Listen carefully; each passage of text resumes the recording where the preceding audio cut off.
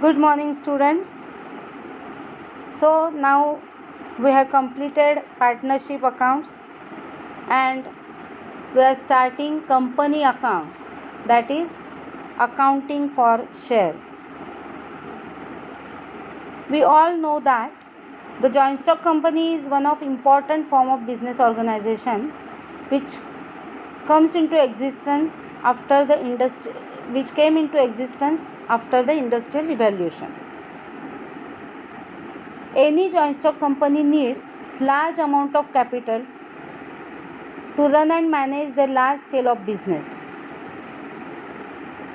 This capital is contributed by large number of investors.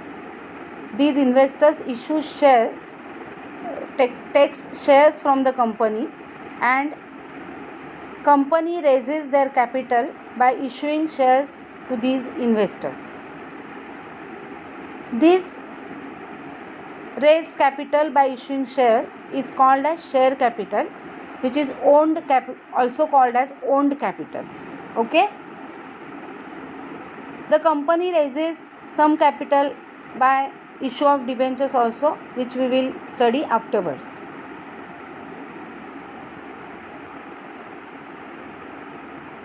A company is a voluntary association of persons formed, and it is an association of persons who contribute money or money's worth to start that company. Definition is given here, which is an important definition. A company is an artificial person created by law having separate entity with a perpetual succession and a common seal. Some of the features of the company are mentioned in this definition. We know the concept of share. Share is a unit in the total share capital of the company. Total share capital can be divided into several units, and each such unit having a nominal value, that is face value, is called as share. Share is a share in share capital of the company, and the person who purchases the share is called as shareholder. Shareholder is a member of the company and he is the owner of the company for his purchased share. As shareholder is the part owner of the company, he has certain rights such as right to receive dividend, that is sharing the profits of the company, right to share the assets of the company at the time of winding up, etc. As per the guidelines issued by the SEBI, a company having 3 years track record of consistent profitability is free to fix the price of its share. Okay, so share is a movable property and shares can be transferred from one person to another. Now we will study some features given in this definition. Characteristics or features of a company.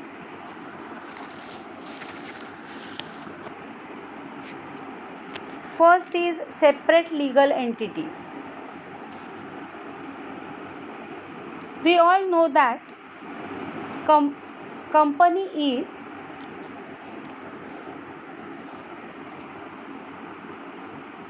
an incorporated association. It comes into existence by incorporation, which is governed by the Companies Act, and the Company Act says that company is an artificial legal person. Artificial means which is not natural. आपण सगळे natural person आहोत. Company ही artificial legal person असते, means person in the eyes of law. कंपनीला आपल्यासारखे 2 हात 2 पाय धड नसतं, पण in the eyes of law कायद्याच्या दृष्टीने कंपनी ही सेपरेट लीगल पर्सन असते and it has separate entity from different, distinct and separate from its members, staff, directors, etc. A company, so due to this distinct entity from its members, a company can own property, incur debts, borrow money, enter into contract, sue and be sued. It can conduct a lawful business and enter into contract with others. Okay, understood? कंपनीला तिचे members आणि staff यांच्यापासून वेगळी entity आहे, वेगळं अस्तित्व आहे. त्यामुळे कंपनी आपल्या नावावर प्रॉपर्टी खरेदी करू शकते, कर्ज काढू शकते, कॉन्ट्रॅक्ट्स करू शकते, केस करू शकते दुसऱ्यावर, किंवा कंपनीला कंपनीच्या नावावर केसही होऊ शकते. हे लक्षात घ्या. Next feature is perpetual existence. Perpetual existence means continuous permanent existence.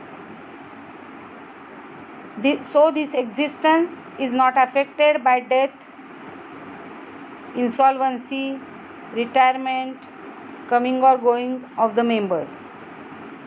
So shareholders may come or may go, but the company goes forever unless it is liquidated. कंपनीला वेगळं अस्तित्व असल्यामुळे मेंबर्सची डेथ झाली, रिटायरमेंट झाली, इन्सॉल्वन्सी झाली, काहीही झालं तरी कंपनीच्या एक्झिस्टन्सवर त्याचा काहीही परिणाम होत नाही. जोपर्यंत कंपनीचं लिक्विडेशन म्हणजे कंपनीचं क्लोजर होत नाही तोपर्यंत कंपनी चालूच राहते. Next feature is limited liability. In sole trading concern, the liability of the sole trader is unlimited. Or in partnership, we have studied that the liability of partners is unlimited. Unlimited liability means the liability is not limited to their shares, and if necessary, they have to bring the amounts necessary from their private property also. But in company, the liability of the members is usually limited to the value of the shares subscribed by them. For example, I am giving another example. If a shareholder is holding 500 shares of rupees 10 each, means he is the owner of 500 shares, on which he has already paid rupees 7 per share. कारण company 10 रुपये एकदम मागवत नाही, तर ते इन्स्टॉलमेंट्समध्ये मागवते. त्यामुळे कंपनीने कॉल केलेले 7 रुपीज पर शेअर त्यांनी भरलेले आहेत. In this case, in the event of company's failure to pay the debts, the shareholder is liable to pay only his remaining unpaid amount, that is rupees 3 on his 500 shares, that is rupees 1500 only. His private property will not be at stake for payment of company's liabilities, because company is different and member is different. Member is liable only for his share, not more than that.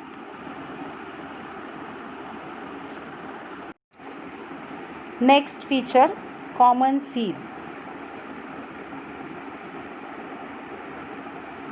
Common seal हे signature सारखं असतं, कारण कंपनीला हातपाय नसल्यामुळे signature करता येत नाही.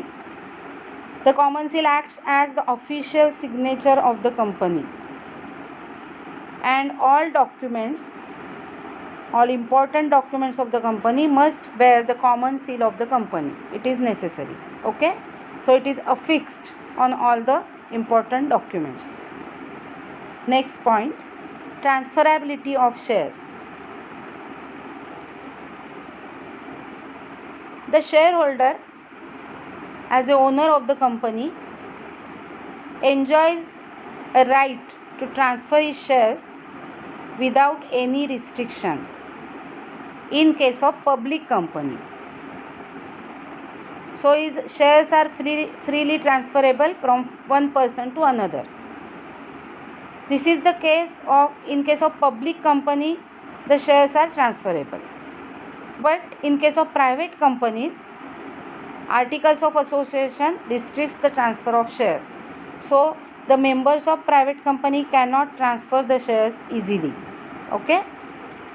Now the next point, separation of management from ownership.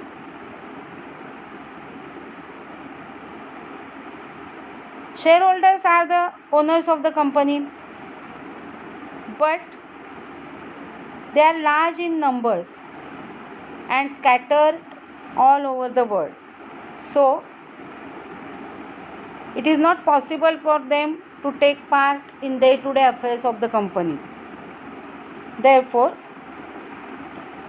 the company is managed by their elected representatives called as directors, and the group of these directors is known as board of directors, who manage and control the business, that is day-to-day affairs of the company. Understood? As we have studied earlier, company's capital is divided into small units, and every small unit is called as share. Shares are transferable, movable, and shares are treated as goods under Sale of Goods Act 1930.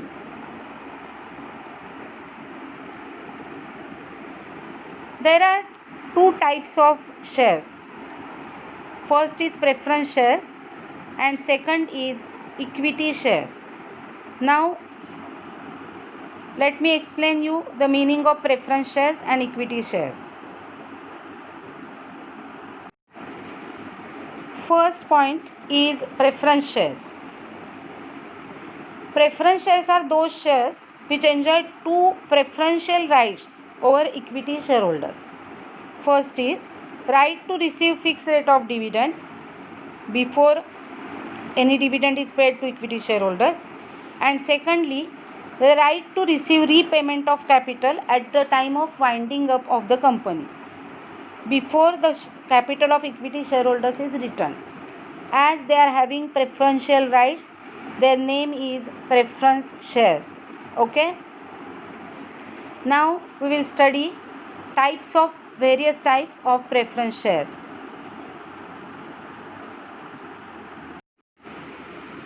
See, this is the chart given here. These are the types of preference shares: cumulative and non-cumulative preference shares, convertible and non-convertible preference shares, participating and non-participating preference shares, and redeemable and irredeemable preference shares. Okay. Now we will study these types one by one. Cumulative preference shares. Cumulative preference shares are those on which one will get dividend of all the years. If the company fails to pay dividend in any year, that year's dividend will be paid in next year. In other words, the unpaid dividend of past years will be paid in future years in case of cumulative preference shares. याचा अर्थ आहे, जर एखाद्या वर्षी profit कमी झाल्यामुळे company dividend देऊ शकली नाही, तर तो कंपनीकडे साठून राहतो पेएबल टू शेअरहोल्डर्स म्हणून, आणि नेक्स्ट इयरला प्रॉफिट जास्त झाल्यानंतर नेक्स्ट इयरचा डिव्हिडंड आणि आधीच्या वर्षीचा राहिलेला डिव्हिडंड असं दोन्ही डिव्हिडंड ह्या क्युम्युलेटिव्ह प्रेफरन्स शेअरहोल्डर्सना मिळतात. Okay. Unpaid dividend is the arrears for the company which are payable to the shareholders. Now non-cumulative preference shares. In case of non-cumulative preference shares, the unpaid dividend of past years will not be accumulated. Once the dividend is not paid on these shares in any year, such dividend will never be paid in future years. It will be gone forever. Okay. So they are called as non-cumulative preference shares. Now participating preference shares. These are such shareholders who can participate with the dividend payable to equity shareholders. Means they can participate in the extra profit made by the company. Usually, the preference shareholders get fixed rate of dividend and all the additional profit will be distributed between the equity shareholders. But in case of participating preference shareholders, they will get their fixed rate of dividend first, and then in addition to their fixed rate, they get extra dividend with the equity shareholders, so they can participate in the prosperity of the company. Understood? त्यांना fix rate of dividend दिलाच जातो, पण सगळ्यांना rate of dividend preference share होल्डर्सना वाटून झाल्यानंतर equity share होल्डर्सना जो एक्स्ट्रा प्रॉफिट वाटला जातो त्याच्यामध्ये सुद्धा ते पार्टिसिपेट करू शकतात. So they are known as participating preference shares. नाव non participating preference shares. These shareholders will not get participation in the extra profit made by the company. They don't have any right to participate in the surplus profit of the company. They get only a fixed rate of dividend as per decided earlier every year. Okay. Redeemable preference shares. To redeem means to repay. Redemption means repayment. Redeemable preference shares are those which are redeemed after a particular period along with their dividend. This period of redemption of such shares is determined at the time of issue of these shares. For example, 5 years redeemable preference shares will be redeemed after 5 years. So these shares are called as redeemable preference shares. यांचे पैसे ठरलेल्या मुदतीनंतर परत केले जातात, repayment केलं जातं त्यांना कंपनीकडून, त्यांचं रिडम्शन केलं जातं. Next point is irredeemable preference shares. These shares are not redeemed after the specific period,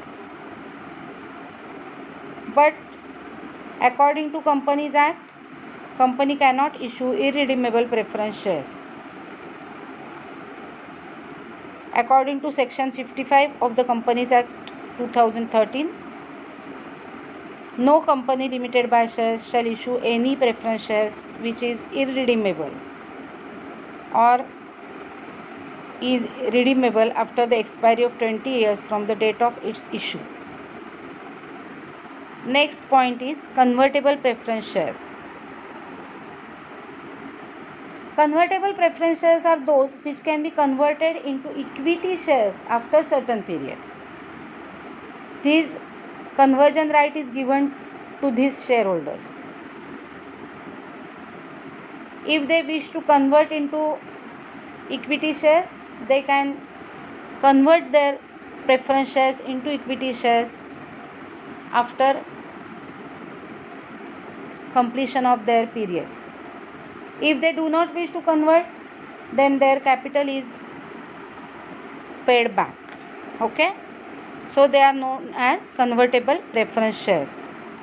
Now non-convertible preference shares. Non-convertible preference shares will not be converted into equity shares, so these shares remain as preference shares forever. They don't have the right to convert their preference shares into equity shares.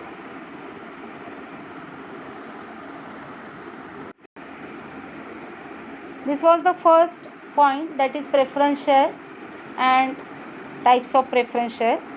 Now the second type is equity shares. Equity shares are those shares which are not preference shares. It means shares which do not enjoy any preferential right in the payment of dividend or repayment of capital at the time of liquidation of the company are known as equity shares. The equity shareholders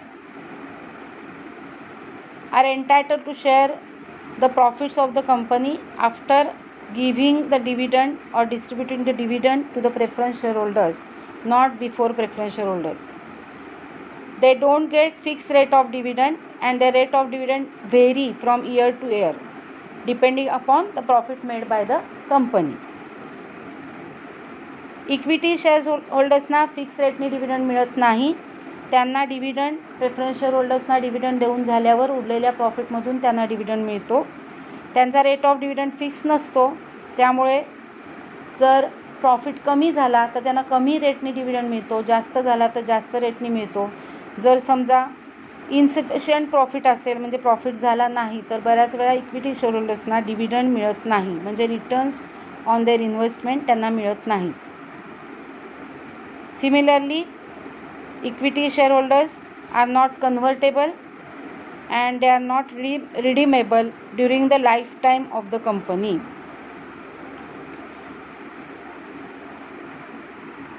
At the time of winding up, that is closure, that is liquidation of the company, refund of equity share capital is made after refund of preference share capital. So equity shareholders are real owners of the company. As real owner, they have voting rights and they can control the affairs of the company. Preference shareholders do not carry voting rights except under special circumstances or except when the matter is relating to preference shareholders. But equity shareholders enjoy voting rights in the company. Understood? I have given the distinguish between preference shares and equity shares. You can study it.